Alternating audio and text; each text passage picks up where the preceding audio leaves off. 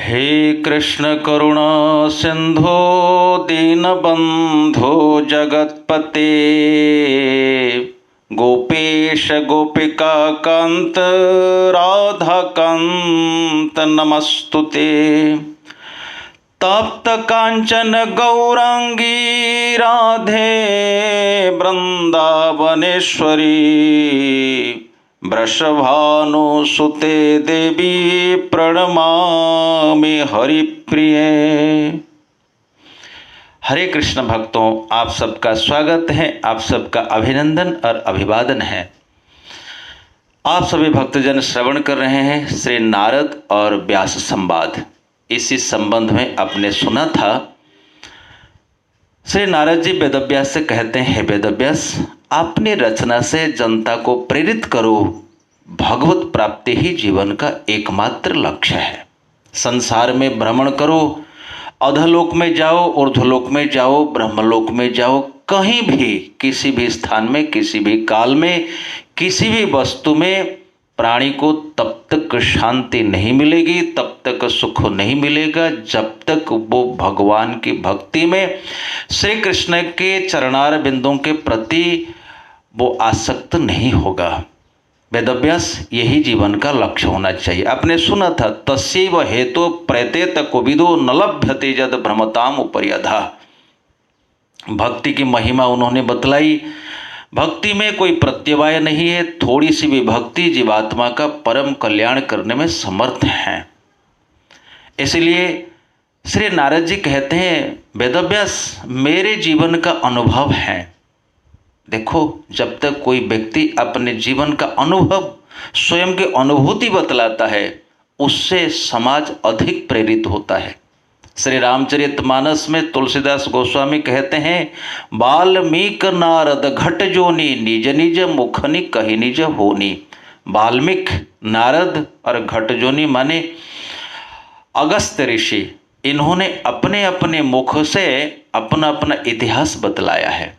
नारद जी अपना इतिहास बतलाते हैं, वेदव्यास, पूर्व जन्म में मैं एक दासी पुत्र था। दासी पुत्र माने घर में जो काम धंधा, जो काम करने वाली जो सेविकाएं होती है, उनका मैं पुत्र था। और भक्ति के प्रभाव से, भक्ति के प्रताप से मुझे ब्रह्म पुत्रत्व प्राप्त हुआ, अर्थात मैं ब्रह्मा के पुत्र के रूप में जन्म लेने का मैंने सौभाग्य प्राप्त किया। वेदव्यास जी आश्चर्य में डूब जाते हैं, गुरुजी, आपका पूर्व जन्म ऐसा ही था, आप दासी पुत्र थे। देखिए, मैंने पूर्व में कहा था, ये सब लीला है। यद्यपि वेदव्यास जानते थे, सब कुछ जानते थे, परंतु फिर भी जन सामान्य के लिए, उनके उपकार के लिए वेदव्यास इस प्रकार से पूछते हैं, अच्छा, आप पूर्व जन्म में दासी पुत्र थे? गुरुजी, आपका इतिहास बतलाने की कृपा करें। नारद जी कहते हैं, वेदव्यास, मैं दासी का पुत्र था और मेरी माँ एक ब्राह्मण परिवार में सेवा करती थी, उनके घर में चाकरी करती थी, जो वो बतलाते वो करती थी, और मैं भी उनके साथ उनके कामों में सहायता किया करता था। एक समय आया, चतुर्मास आया। मित्रों, चतुर्मास उससे कहते हैं सावन, भादों, कुंवार, कार्तिक। इन दिनों खूब बरसात होती है। वर्षा के कारण मार्ग में कोई जाने आने के लिए सुविधा नहीं होती, इसलिए प्राचीन काल में साधु, सन्यासी, ऋषि, मुनि किसी किसी एक स्थान पर रह करके भजन किया करते थे। प्रचार नहीं करते थे, जाना आना, यानी कि अंग्रेजी में कहते हैं ट्रैवलिंग करने में वो समर्थ नहीं हो पाते थे।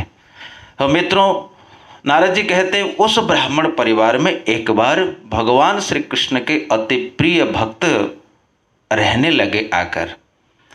मुझे उनकी सेवा करने के लिए जिम्मेदारी मिली। मेरी माँ भी सेवा करती थी, मैं भी सेवा करता था। हर प्रकार की सेवा हम दोनों करते थे। वस्त्र प्रक्षालन करना, उनको भोजन देना, भोजन परोसना, हर प्रकार के प्रत्येक सेवा हम लोग क्या करते थे। एक दिन ऐसा आया, मैंने उन महात्माओं से कहा, महात्माओं, यदि आप आज्ञा करोगे तो मैं आपका उच्छिष्ट सेवन कर सकता हूँ।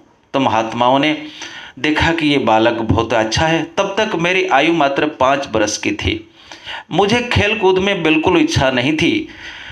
महात्माओं ने देखा कि ये लड़का बहुत अच्छा है, ये बालक बहुत ही अच्छा स्थिर चित्त वाला है, और रोज़ मैं उनके पास जाता था, उनके पास बैठता था।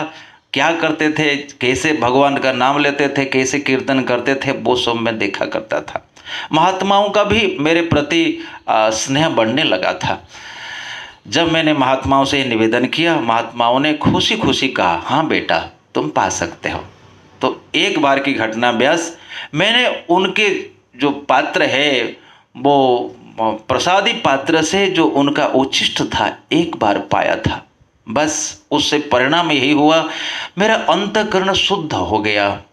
नारद जी अपने मुख से कहते हैं, उच्छस्थलेपानुमोदित द्विजै सकृत्स्म भुंजे तदपास्त किल्बिषः एवं प्रवृत्तस्य विशुद्ध चेतसः तद्धर्म एवात्म रुचि प्रजायते।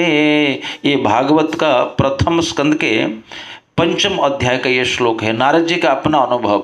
उच्छिष्ट लेपानुमोदित द्विजई, द्विजों का अर्थात ब्राह्मणों का भक्तों के अनुमति लेकर उनके अनुमोदन से, उच्छिष्ट लेप माने मैंने थोड़ा सा उच्छिष्ट लिया, लेप माने बहुत थोड़ा सा लिया।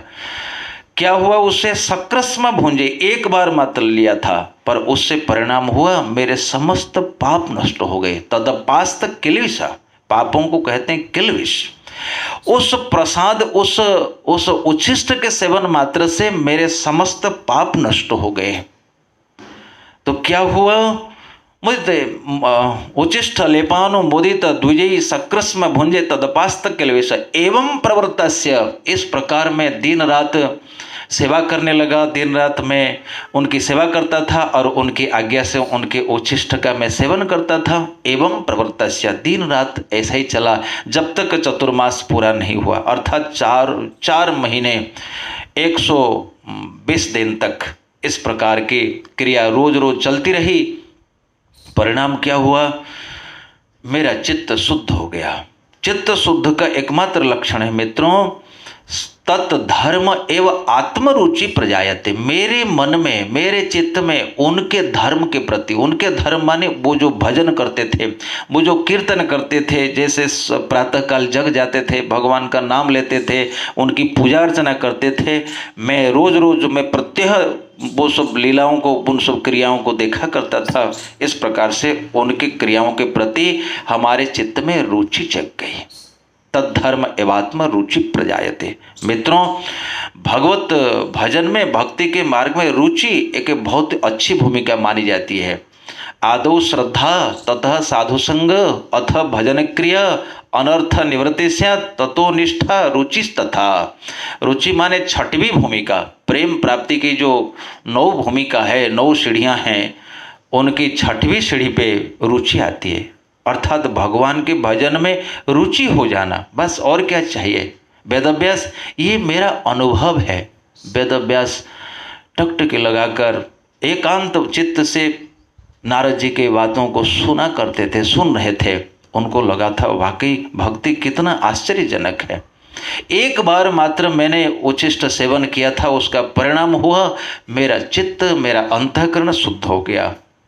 इसलिए हे व्यास, जो व्यक्ति नित्य निरंतर साधुओं की सेवा करता है, साधुओं के हर प्रकार, साधुओं की आज्ञा का पालन करता है, तो उनके जीवन में भक्ति आना बिल्कुल सरल है। मित्रों, भक्ति अत्यंत कठिन है। भगवत प्राप्ति के मार्ग में 3 मार्ग सहायक होते हैं, ज्ञान, कर्म और भक्ति। इन तीनों मार्गों के द्वारा व्यक्ति भगवान तक पहुंच सकता है, परंतु मुख्य है भक्ति। भक्ति इतना सरल नहीं है, परंतु जो व्यक्ति इन्हीं कामों को, इन्हीं क्रियाओं को करता है, उनके लिए भक्ति अतिशय सरल हो जाती है। भक्ति सेवन का सर्वश्रेष्ठ मार्ग यही है। चैतन्य चरितामृत में कहा गया, भक्त पद धूलि आर भक्त पद जल, भक्त भुक्त शेष साधनेर 3 बल। 3 बात बताते हैं, ध्यान देना। भक्त पद धूलि, भक्त की चरण धूल, ये भारतीय परंपरा है। किसी के घर में कोई साधु आता है तो उनके परिवार में उनके माता पिता अपने बच्चों को कहते हैं, जाओ बेटा महात्माओं का पदस्पर्श करो। वो स्वयं करते हैं एवं अपने संतानों को बतलाते हैं। पदजल, उनके पद प्रक्षालन करके उनके चरणामृत को, उनके पद प्रक्षालन जल को अपने सर पर धारण करते हैं या तो पान करते हैं। और भक्त भुक्त शेष, भक्त जो भोजन करता है और उनका अवशेष रहता है अर्थात उच्छिष्ट, जो व्यक्ति इन तीनों को सेवन करता है अर्थात भक्त पद रज और भक्त पद जल एवं भक्त भुक्त शेष, कविराज गोस्वामी कहते हैं साधनेर तीन बाल। आध्यात्मिक मार्ग में, भक्ति मार्ग में चलना, उसके लिए बल चाहिए।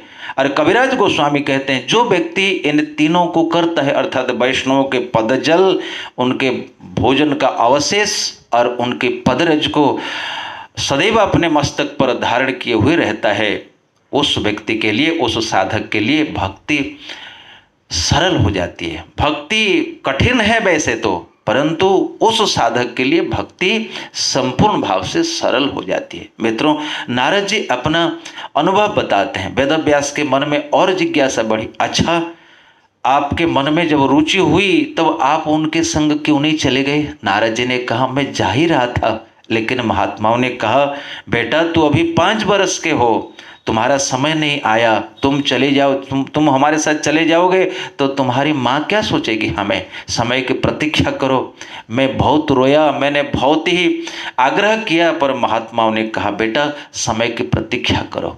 वेदव्यास ने कहा गुरुजी आगे क्या हुआ? नारद जी ने कहा आगे की कथा हम तुम्हें अगले वीडियो में सुनाएंगे। हरे कृष्णा, जय श्री प्रभुपाद।